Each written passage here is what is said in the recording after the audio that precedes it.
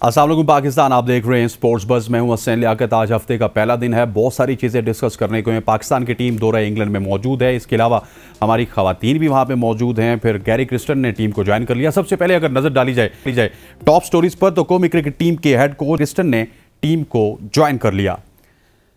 पाकिस्तान की इंग्लैंड के खिलाफ सीरीज के लिए ट्रेनिंग जारी। पहला T20 22 मई को होगा। जीतेंगे कह कहकर थक गए, इस बार वर्ल्ड कप जीत कर दिखाएंगे, शाहीन शाह आफरीदी का बयान। PSL 2026 में मजीद 2 टीमें शामिल करने का मंसूबा तैयार। उम्मीद है हम जल्द पाकिस्तान आएंगे, विराट कोहली की वीडियो कॉल वायरल। इंग्लैंड ने तीसरे T20 में पाकिस्तान वुमेन्स टीम को हराकर सीरीज 3-0 से जीत ली। मैनचेस्टर सिटी ने मुसलसल चौथी मर्तबा इंग्लिश प्रीमियर लीग का टाइटल अपने नाम कर लिया। पाकिस्तान ने तुर्कमेनिस्तान को शिकस्त देकर सेंट्रल एशियन वॉलीबॉल चैंपियनशिप जीत ली। पाकिस्तान बॉडी बिल्डर्स ने यूरोपियन बॉडी बिल्डिंग चैंपियनशिप में 2 मेडल जीत लिए। अरसलान बेग ने सिल्वर और शहजाद कुरैशी ने ब्रॉन्ज मेडल हासिल किया। जी, तो ख़वातीन वज़ात ये थी आज की टॉप स्टोरीज। लेकिन सबसे पहले हम बात करेंगे क्रिकेट टीम के हवाले से, जो कि इस वक्त इंग्लैंड में मौजूद है, हमें ज्वाइन किया है। साबिक टेस्ट क्रिकेटर, आपकी जानी पहचानी शख्सियत, इनकी बातें जो है आपको बहुत पसंद हैं और खुल के बातें करते हैं, और यही चीज़ें अब्दुल रऊफ साहब को दूसरे क्रिकेटर से जो है वो अलग करती हैं। अब्दुल रऊफ खान साहब हमारे साथ मौजूद हैं। रऊफ भाई, आपको खुशामदीद कहते हैं। Thank you very much for joining us. Finally हमारे हेड कोच साहब IPL से फरागत के बाद पाकिस्तान टीम को उन्होंने ज्वाइन कर लिया। लेकिन क्या आप समझते हैं कि अचानक से कोई मौजज़ा हो जाएगा और पाकिस्तान की टीम ट्रैक पे आ जाएगी? देखिए, मेरा ख्याल है कि ये पाकिस्तानी कौम पिछले 70 साल से मौजज़े के इंतजार में बैठी हुई है। अभी तक ना तो मौजज़ा है, और इसी वजह से ना तो हमारे हालात सही हुए हैं, ना हमारे दिन बदले हैं, ना हमारे कंट्री ने तरक्की की हुई, और ना ही हमारा कोई डिपार्टमेंट आगे बढ़ा है। बल्कि इसका एंड ये हो रहा है कि हमें हर चीज़ निजकारी की तरफ जाना पड़ रहा है, हर चीज़ प्राइवेटाइज की तरफ लेकर जाई जा रही है। तो मेरा ख्याल है कि क्रिकेट भी उसी तरीके से चलेगी, और एक दो जो अगर आपके ऊपर ओहदे रह गए उनको भी प्राइवेटाइज करके तो बाहर से लोगों को बुलाकर उनके हवाले कर दें। अब देखें कि आप क्रिटिसाइज विकास उस पर नजम सेठी पे कर रहे थे कि उन्होंने मिकी आर्थर को, वो ऑनलाइन कोचिंग कर रहा था इंग्लैंड से, और जो वर्ल्ड कप और एशिया कप से 3 या 4 दिन पहले उसने ज्वाइन किया पाकिस्तान को स्क्वाड, और उसमें पाकिस्तान को बुरी तरह शिकस्त हुई, पहले एशिया कप में फिर वर्ल्ड कप में। अब वही तरीका आपने इख्तियार किया हुआ, आपने इसको गैरी क्रिस्टन को लाया जो कि IPL में कोचिंग कर रहा है। ना उसका पाकिस्तान टीम के साथ इंटरेक्शन है, ना वो बॉलर्स की स्ट्रेंथ जानता है, ना वो आपकी बैटिंग की स्ट्रेंथ जानता है, ना वो आपकी फील्डिंग की स्ट्रेंथ जानता है, और 5-6 दिन पहले उसने वर्ल्ड कप से पहले आपकी टीम को ज्वाइन किया है।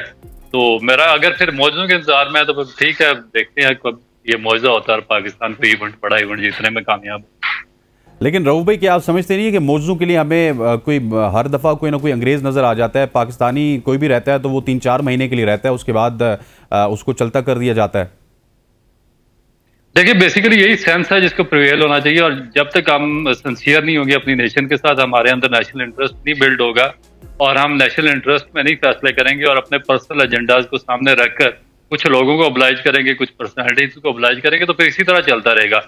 आप इंडिया पे बेशक आप तनकीद करें, आपका दुश्मन है, आप 1000 दफा उस पर तनकीद कर सकते हैं, मगर उन्होंने तो अपने आप को डेवलप किया। उन्होंने अगर फॉरेनर कोचेस मंगवाए हैं तो उनका एक मकसद के तहत मंगवाए थे, ताकि जो उनके लोकल कोचेस हैं वो डेवलप हो उनके साथ, जो उनके वेरी वेल एजुकेटेड लोग थे उनको उनके साथ रखा गया, डेवलपमेंट की गई। और फिर एक टाइम आया उन्होंने फॉरेनर कोचेस की छुट्टी करवा दी और जो अपने लोकल कोचेस हैं उनको प्रमोट किया। मगर हमारे उसी तरीके से अब उनके साथ हम कॉन्ट्रैक्ट तय करते हैं, उसमें अपना कमीशन तय करते हैं, फॉरेन से लोगों को बुलाते हैं, यहाँ से मैट्रिक फेल उनके साथ कोचिंग स्टाफ लगा देते हैं, वो 6 महीने साल अपनी कमाई करके निकल जाते हैं। जो अपना हमारे लोकल होते हैं वो 6 महीने इंग्लिश ही सीखते रहते हैं, और बस ये तरीका, उससे आपका जो सिस्टम है वो स्टक का पिछले 40-50 साल से उसी जगह पर खड़ा है। और आगे यही है जो जैसन गिलेस्पी, गैरी क्रिस्टन अपना 2-2, 4-4 महीने के पैसे पकड़ेंगे, वो कमाई करेंगे और निकल जाएंगे। ठीक हो गया। अच्छा सर, थोड़ा सा कौमी क्रिकेट टीम के हवाले से बात कर लेते हैं जो कि इस वक्त इंग्लैंड में मौजूद है।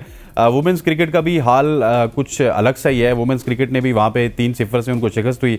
वो बिस्मा मारूफ साहिबा कुछ कहना अब स्टार्ट हो चुकी हैं कि हमारी टीम में ग्रुपिंग है। वो सिदरा अमीन कर रही हैं, आलिया रियाज कर रही हैं, लेकिन परफॉर्मेंसेज उनकी आपके सामने हैं। घर में आके हमें वेस्ट इंडीज़ मार गई, वहाँ पे जाके हम 3-0 से हारे। वुमेन क्रिकेट के हालात ये आपके सामने हैं। फिर पाकिस्तान क्रिकेट टीम वहाँ पे है, कोई हालात ठीक नहीं है पाकिस्तान क्रिकेट के? देखिए, ये जो वुमेन क्रिकेट है ना, ये बद से बदतरीन है। अगर आपने आपको अपने राइट्स चाहिए, आपने आपके इक्वल राइट्स चाहिए मेंस के बराबर, तो और आपने इसको स्टैब्लिश किया, आपको आईसीसी फंडिंग कर रहा है, आप प्रोफेशनली पैसे ले रहे हैं, आप पर पाकिस्तान क्रिकेट बोर्ड इन्वेस्ट कर रहा है, आईसीसी इन्वेस्ट कर रहा है, तो फिर आप पाकिस्तानी कौम हक बजाने में आपसे सवाल पूछ रहे हैं कि जो इनकी हायर अथॉरिटीज है ऊपर, वो जो इनकी औरतें बैठ जाती हैं जो ओहदे लेकर, वो क्या काम कर रही हैं? पाकिस्तान क्रिकेट बोर्ड के जो चेयरमैन है वो क्या काम कर रहे हैं? पुराने और नए, जिनका कोचिंग स्टाफ है पिछले 20-30 साल से वर्क कर रहा है, वो किधर है? अभी जो साथ लगाए हुए batting coach, bowling coach, fielding coach, सब ओबलाइज किया हुआ है। जितने सिफारिशी होते हैं सबके सब इनके साथ लगा देते हैं। और फिर उसके बाद सबसे बड़ी मुनाफली जो पाकिस्तान वुमेन टीम है इसके अंदर, मैं आपको एक एग्जाम्पल देता हूँ। मैं एक दफा फर्स्ट क्लास क्रिकेट खेल रहा था फैसलाबाद में, इकबाल स्टेडियम में हमारा कैंप लगा हुआ था, और एक बच्ची आई वहां पर ऑफ स्पिन बॉलिंग करती थी, और हमारी फैसलाबाद की जो फर्स्ट क्लास की टीम है वहां पर बैटिंग कर रही थी। आप यकीन मारे कि उसने 5 या 6 ओवर्स किए, और उससे किसी भी बैट्समैन को जो अच्छे भले फर्स्ट क्लास खेले हुए 50-100 मैचेस, उनको खेलने दिया। और मेरे लिए हैरत की इंतहा नहीं रही कि वो बच्ची पाकिस्तान के लिए एक सिंगल मैच तक नहीं खेल सकी।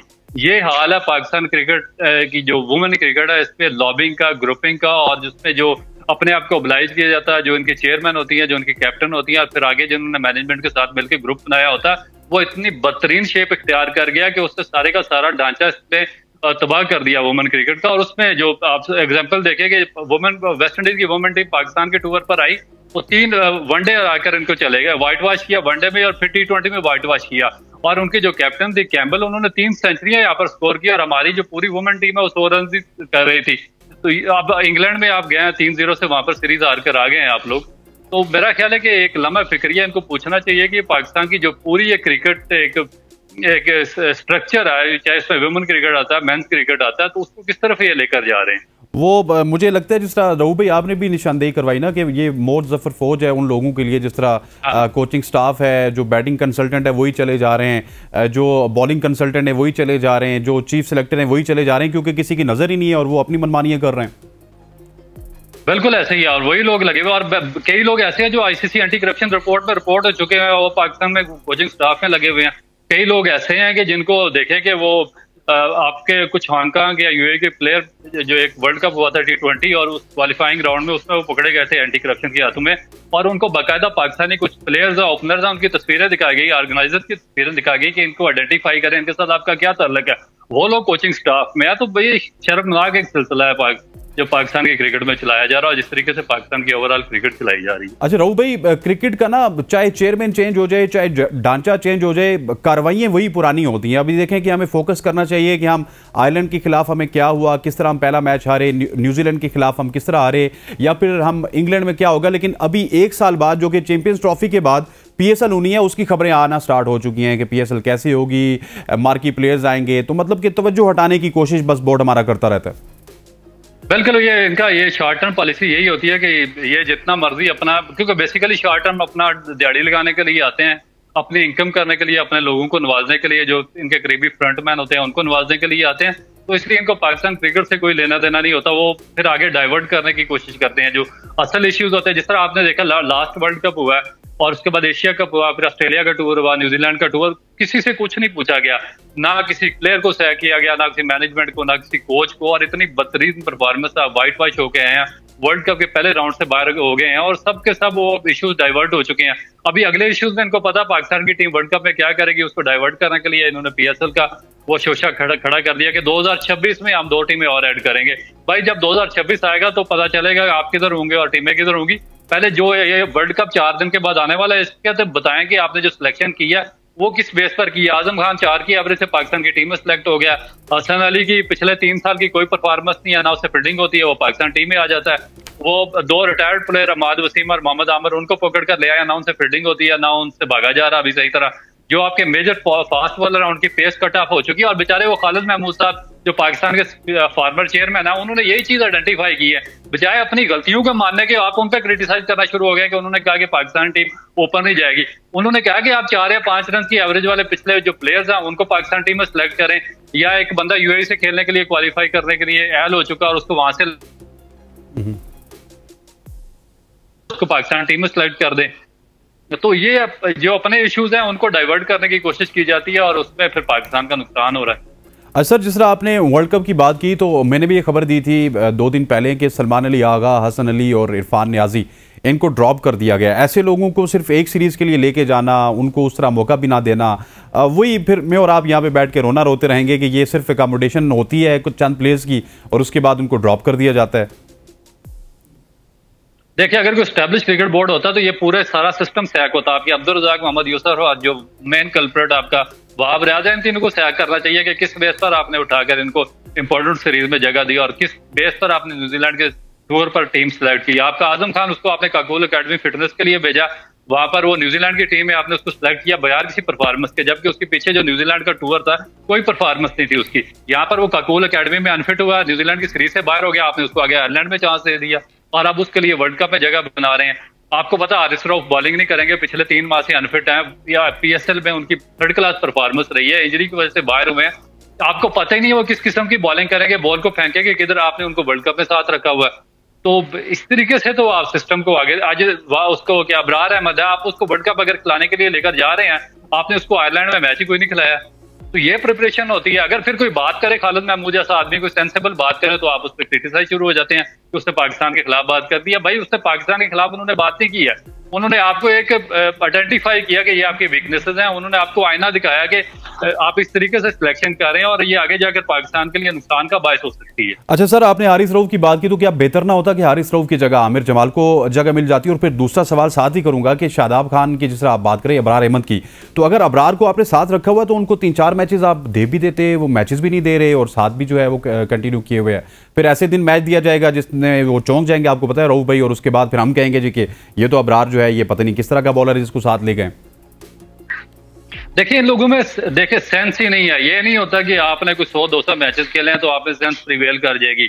ये एक आपके अंदर एक इंटेलिजेंस कोटेड लेवल होता है, वो अल्लाह ताला ने आपको दिया होता है, या दूसरा आपकी एजुकेशन आपको विजन देती है, उससे प्रोडक्ट होती है, या फिर आपके अंदर आपने कोई स्पोर्ट्स साइंसेज का आपके पास नॉलेज होगा तो फिर आपको आइडेंटिफाई करेंगे। ये अबरार के उन्होंने लास्ट भी इसी तरीके से किया, पूरे वर्ल्ड कप पे 40 दिन उसको साथ रख के बाहर बिठाई रखा इंडिया में और फिर बगैर उसको खेले हुए। आप देखेंगे यहाँ पे पाकिस्तान में अगर आपके वर्ल्ड कप प्लान का हिस्सा नहीं था वो, उसको पाकिस्तान में फर्स्ट क्लास क्रिकेट खेलने देते अगर आपने उसको ऑस्ट्रेलिया में टेस्ट मैचेस खिलाने थे। तो यहाँ से उठाया उसको सीधा ऑस्ट्रेलिया लेकर गए, वहां ऑस्ट्रेलिया में इन्होंने उसको साइड मैच में डाला जो 4 दिन का था, तो वहां पे वो इंजर्ड हो गया, पूरे ऑस्ट्रेलिया के टूर से बाहर हो गया और फिर आपके पास दूसरा कोई जो सेकंड ऑप्शन पे स्पिनर नहीं था, आप व्हाइट वॉश हो गए। अभी आप उसको दोबारा लेकर जा रहे हैं वर्ल्ड कप के लिए, आपने उसको अगर वर्ल्ड कप में खिलाना आपके वर्ल्ड कप के प्लान का हिस्सा, तो आपने पूरे आयरलैंड के उसको टूर में उसको मैच ही कोई नहीं दिया। तो अगर उसकी प्रिपरेशन ही नहीं है, उसको पता ही नहीं है बॉल फेंकना किधर है, वर्ल्ड कप में वो कंसीड करेगा, तो फिर आगे जाकर आपका वर्ल्ड कप प्लान किधर जाके खड़ा होगा। ठीक। अच्छा सर, आखिर में मैं आपसे पूछूंगा, शाहीन शाह अफरीदी का एक बड़ा मजे का बयान आया, उन्होंने कहा जी कि कह के थक गए कि वर्ल्ड कप जीतेंगे, इस दफा जीत कर दिखाएंगे। तो अब्दुल रऊफ खान साहब क्या समझते हैं, क्या वो वर्ल्ड कप जीत के दिखाएंगे इस दफा? देखिए, स्टैट्स पर अगर बात करें आपको, तो आपके पास बाकी टीमें हैं जो कि जिनके रिकॉर्ड बहुत शानदार है, जिनके प्लेयर्स इन फॉर्म है, जिन्होंने कोई प्लेयर ऐसे सिलेक्ट नहीं किए जो रिटायरमेंट ले चुके थे और उनको वापस लाया गया। इवन मोहम्मद हसन धोनी को देख लें और बहुत सारे प्लेयर्स हैं, किसी को भी वापस नहीं लाया गया। और ये वाइड टीम है पाकिस्तान की जिसमें पकड़ दकड़ की गई है, वापस लाया गया। फिर आपके मुझे कोई एक टीम ऐसी बता दे पूरे वर्ल्ड की जो इस वर्ल्ड कप इवेंट में पार्टिसिपेट कर रही हूँ जिसमें अनफिट प्लेयर्स हूँ और उनको बगैर खेले हुए टीम का हिस्सा बना दिया जाए और वो इंजरी की वजह से सफर कर रहे हैं और उनको साथ रख लिया जाए। और फिर कोई ऐसे प्लेयर मुझे बता दे किसी टीम में हो जिनको आपका पूरा सिलेक्शन क्राइटेरिया बाईपास करके किसी भी टीम का हिस्सा बनाया गया हो, तो फिर उसमें आप क्या एक्सपेक्ट कर रहे हैं कि हमारे जैसे लोग, क्योंकि हम जब अगर यहाँ पर बैठते हैं तो हम एक न्यूट्रल बात करते हैं जो कि सेंस बनती है जिससे क्रिकेट प्रिवेल करता है। ये नहीं करते कि हम किसी की साइड लेना या कोई अपने फेवरेट्स की या किसी की बात करना शुरू कर दें। इस तरीके से सिस्टम आगे नहीं चलता। हम एक न्यूट्रल बात करेंगे और पाकिस्तानी कौम को एक न्यूट्रल तजजिया देंगे कि भाई इस टीम के चांसेस हैं, इससे फेयर सिलेक्शन की हुई है, इसके प्लेयर्स की जो एवरेज है या स्ट्राइक रेट्स है वो T20 से मुताबिकत रखता है और इसके जो प्लेयर्स की फिटनेस लेवल सबसे बेहतर है, और वही टीम मेरा ख्याल है कि इस टूर्नामेंट को जीतने में कामयाब होंगी। ठीक हो गया, बहुत बहुत शुक्रिया। अब्दुल रऊफ खान साहब हमारे साथ मौजूद है, साबिक टेस्ट क्रिकेटर, जो कि बड़ी दबंग अंदाज में क्रिकेट टीम के ऊपर, पाकिस्तान वुमेन क्रिकेट टीम के ऊपर और पाकिस्तान बोर्ड के ऊपर बात कर रहे थे। खवातीन औजात यहाँ पर वक्त हुआ चाहता है एक शॉर्ट सी कमर्शियल ब्रेक का। Stay with us. Welcome back to show. और ये जो 2-3 हफ्ते हैं पाकिस्तान में खेलों के लिए बहुत ही अच्छे रहे। पाकिस्तान वॉलीबॉल में चैंपियन बना। हम कोशिश कर रहे थे कि वॉलीबॉल में किसी खिलाड़ी से आपकी मुलाकात करवाई जाए, लेकिन वहाँ पे एक नसीर अहमद साहब बैठे हुए जो कि किसी खिलाड़ी का नंबर नहीं देते, बल्कि खुद ही आके अपनी जो है ना तारीफ़ें करना चाहते। तो इस वजह से हमने कोशिश की कि उससे हट के आपको बताया जाए। बुदापेस्ट में पाकिस्तान के 2 नौजवानों ने अपने 2 तमगे जीते, एक ब्रॉन्ज मेडल, एक सिल्वर मेडल। और इसी के रिलेटेड पाक चैंपियन क्लासिक फिजिक अभी हाल ही में चैंपियन बने फरहान खान साहब हमारे साथ मौजूद है। Farhan, thank you very much for joining us. Farhan, ये बताइएगा कि एक बड़ी अचीवमेंट आपने ली पाकिस्तान लेवल पे, कैसा एक्सपीरियंस रहा और कैसा इवेंट रहा ये? और मैं देख रहा हूँ कि पाकिस्तान में बॉडी बिल्डिंग हो गई, जिस तरह क्लासिक फिजिक हो गई, जिस तरह आप चैंपियन उसके बने, इसका भी काफ़ी ज़्यादा रुझान बढ़ रहा है।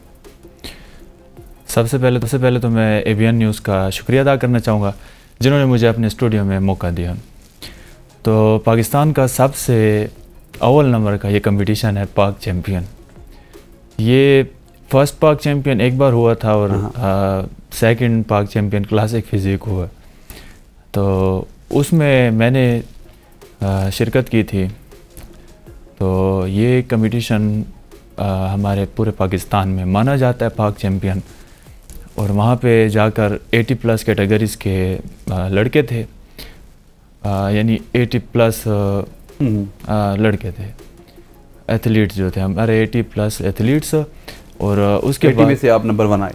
जी, 80 में से नंबर 1। और ये पहली दफ़ा आपने शिरकत की? जी, मैंने पहली दफ़ा पाकिस्तान में शिरकत की। अच्छा, ये बताएं कि पाकिस्तान में बॉडी बिल्डिंग तो बढ़ रही है, लेकिन क्या इसको गवर्नमेंट भी कोई सपोर्ट कर रही है या गवर्नमेंट की जानिब से कोई सपोर्ट नहीं है? पाकिस्तान में बॉडी बिल्डिंग को गवर्नमेंट सपोर्ट नहीं कर रही। मतलब गवर्नमेंट सिर्फ क्रिकेट को सपोर्ट कर रही है, बल्कि वो भी फैसिलिटेट कर रही है, सपोर्ट क्या कर रही है? बिल्कुल। अच्छा, बिल्कुल। और गवर्नमेंट की तरफ से जो फेडरेशंस वगैरह हैं वो क्या मतलब उनका किरदार होता है? गवर्नमेंट की तरफ से जो फेडरेशन हैं उनको तो फ़ायदा हुआ पड़ा है ना, यानी वो बॉडी बिल्डिंग में है या किसी भी एथलीट खेलों में है तो उन्हें तो फ़ायदा है। लेकिन जो पीछे एक मिडिल क्लास जो एथलीट्स हैं उनको कोई बेनिफिट भी नहीं है, वो अपनी मदद आप ही आगे जा रहे हैं। अच्छा, तो इसमें स्पॉन्सर्स वगैरह भी मिलते हैं आपको या स्पॉन्सर्स नहीं मिलते? इसमें स्पॉन्सर मिलते हैं, लेकिन ये है कि एक सर्टेन लेवल तक जाके। हाँ बिल्कुल। लेकिन ये है कि एक फेडरेशन का आपने एक कंपटीशन विन करना होगा, उसमें आपको जाके वो स्पॉन्सर कर देते हैं। तो ये जो आपने क्लासिक चैंपियन बने, तो इसके बाद क्या समझते हैं आप कि आपको स्पॉन्सर्स अट्रैक्ट होंगे, नहीं होंगे, या अभी कितना सफ़र आपने तय करना है? इसके बाद तो कोई स्पॉन्सर या कोई मुझे इससे बेनिफिट नहीं मिला, लेकिन हो सकता है कि आगे में पाकिस्तान लेवल के चैंपियन बन गए और अभी तक बेनिफिट नहीं मिला। बस वो पाक चैंपियन है ना, एक फेडरेशन का अगर मैं मुकाबला करूंगा तो हो सकता है उसमें मुझे स्पॉन्सरशिप मिल जाए। इससे तो मुझे कोई बेनिफिट नहीं हुआ। हाँ, ये है कि मेरा एक शौक़ पूरा हुआ है और जो मेरी मेहनत थी वो रंग लाई है पाकिस्तान में। ठीक हो गया। और क्या इसमें आगे जिस तरह बॉडी बिल्डर्स हैं बहुत सारे आपकी तरह के, ये वर्ल्ड लेवल के मुकाबलों में जाते हैं, जिस तरह मैंने अभी बात की, हमारी टीम बुदापेस्ट में मौजूद है, वहाँ पे एक ब्रॉन्ज मेडल लिया हमने, एक सिल्वर मेडल लिया। पहली दफ़ा यूरोपियन चैम्पियनशिप खेलने के लिए हमारी टीम वहाँ पे गई और पहली दफ़ा ये बड़ी ज़बरदस्त कामयाबी है। सोहेल अनवर साहब सेक्रेटरी वहाँ पे मौजूद हैं। फिर अरसलान बेग ने सिल्वर मेडल लिया, शहजाद कुरैशी ने ब्रॉन्ज मेडल लिया। तो टैलेंट तो है, लेकिन मसला यही है कि हम उस टैलेंट को कहते हैं कि वो पॉलिश हो के हमारे पास आ जाए, हमने उसको पॉलिश होने के वक्त सपोर्ट नहीं करना। बिल्कुल, टैलेंट बहुत है पाकिस्तान में। पाकिस्तान में सिर्फ ये है कि सपोर्ट नहीं है। अगर हाँ पाकिस्तान में सपोर्ट हो तो ये हमारे पाकिस्तान के जो एथलीट्स बॉडी बिल्डर हैं तो ये दुनिया में नाम बना सकते हैं। नहीं, ये तो सिर्फ बॉडी बिल्डिंग में नहीं है, बल्कि आप किसी भी गेम में ले लें, आप स्नूकर में ले लें, मतलब रॉ मटेरियल वहाँ पे पड़ा हुआ है। बॉडी बिल्डिंग में ले लें, अभी देखें वॉलीबॉल हम जीत गए, वो भी मतलब सेंट्रल एशिया हम जीते। फिर हॉकी में थोड़ा सा इन्वेस्ट किया, 2-3 साल हॉकी की बात करें तो हॉकी बिल्कुल नहीं थी, अब थोड़ा इन्वेस्ट किया, थोड़ी तवज्जो आई। जिस तरह हमने आपको यहाँ पे बुलाया बिठाया, तो हम उम्मीद करते हैं कि गवर्नमेंट को भी थोड़ी सी अकल आएगी। बिल्कुल। चलें जी फरहान, और कुछ पैगाम देना चाहेंगे अपने जो फैंस हैं उनको, जो आपको सपोर्ट करते रहे? मैं तो उनका बहुत शुक्रिया अदा करना चाहूँगा जिन्होंने मुझे सपोर्ट किया है। ख़ासकर इसमें अल्लाह की मदद थी, मेरी मेहनत थी, वालिदैन का साथ था, उस्तादों की भी साथ मेहनत थी, और दोस्त जो मेरे थे वो उन्होंने भी काफ़ी साथ दिया है। जिम आना जाना, बाइक चलाना, यानी जो कंडीशन हमारी होती है ना बॉडी बिल्डर्स की, वो बहुत ही ऐसी नाजुक बच्चों की तरह होती है। और उसी कंडीशन में दोस्त संभालते हैं, दोस्त आपके साथ आते हैं जाते हैं। पसीना होती है ना। हाँ बिल्कुल। अच्छा सर, टारगेट्स क्या हैं आगे, मतलब क्या करना चाहते हैं, गोल्स क्या सेट किए हैं? क्या फेडरेशन की जानिब से खेलना है, फिर आपने वर्ल्ड लेवल पे खेलना है, क्या क्या गोल्स होते हैं ना? एक गोल आप सेट करते हैं, उसके बाद आप स्टेप बाय स्टेप आगे जाते हैं। मेरी ख्वाहिश और एक गोल जो है वो है ओलंपिया लेवल तक जाना, और इंशाल्लाह मैं बहुत जल्द ओलंपिया लेवल का कंपटीशन करूँगा क्लासिक फिज़िक में, और पाकिस्तान से एक यूनानी किस्म की पोजिंग करके मैंने पूरे पाकिस्तान का नाम वहाँ जाके रोशन करना है। चलें जी, best of luck, thank you very much Farhan. हम उम्मीद करते हैं कि आप इसी तरह जो है पाकिस्तान का नाम रोशन करें, और जिस तरह की आपके गोल्स हैं इसी तरह आप आगे बढ़ते रहें। ख़वातीन हज़रात, हमारे साथ फरहान मौजूद, हाल ही में चैंपियन बने। इसके अलावा भी पाकिस्तान की जो अगर 2 दिन पहले की बात की जाए तो वॉलीबॉल में पाकिस्तान चैंपियन बना, फिर अगर 5-6 दिन पहले की बात की जाए तो पाकिस्तान हॉकी में जो है उन्होंने फाइनल खेला, चैंपियन नहीं बन सके। लेकिन जिस खेल में हम बहुत ज़्यादा इन्वेस्ट करते हैं जो कि क्रिकेट है, वहाँ से अच्छी खबरें नहीं आ रही, चाहे न्यूजीलैंड की सी टीम हो, चाहे आयरलैंड की टीम हो, या फिर अभी हम दौरा इंग्लैंड में मौजूद हैं। ख़वातीन हमारी तो हार चुकी हैं, लेकिन अब क्या हमारे मर्द हजरात जो मेन टीम है वो कोई वहाँ पर रिज़ल्ट प्रोड्यूस करेगी, ये अब देखना पड़ेगा। लेकिन ये एक सवालिया निशान है कि वन स्पोर्ट्स नेशन जब आप बन के रह जाते हैं और वही स्पोर्ट्स आपको अच्छी खबरें ना दे तो फिर आपको दूसरी स्पोर्ट्स की तरफ जाना पड़ता है। और ये बड़ा एक खला बना हुआ था, और हाल ही में हमें ये खला पुर होता हुआ नज़र आया, जहाँ पे वॉलीबॉल, हॉकी, फिर अगर फिज़िक की बात की जाए, बॉडी बिल्डिंग की बात की जाए, तमाम तर एरिया से हमें अच्छी खबरें मिली हैं। ख़वातीन हज़रात, आज के प्रोग्राम से इतना ही। इंशाल्लाह कल फिर आपसे मुलाकात होगी, तब तक के लिए इजाज़त दीजिए। अल्लाह हाफ़िज़।